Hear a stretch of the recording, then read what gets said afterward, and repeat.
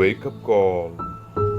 The plans of the mind belong to man, but the answer of the tongue is from the Lord. The book of Proverbs, chapter 16, verse 1. മനുഷ്യൻ പദ്ധതികൾ വിഭാവനം ചെയ്യുന്നു, അന്തിമമായ തീരുമാനം കർത്താവിൻ്റേതത്രേ. സുഭാഷിതങ്ങളുടെ പുസ്തകം അധ്യായം 16 വാക്യം 1. Good morning. ലൗദേത്തൂർ യേശുസ് ക്രിസ്തുസ്.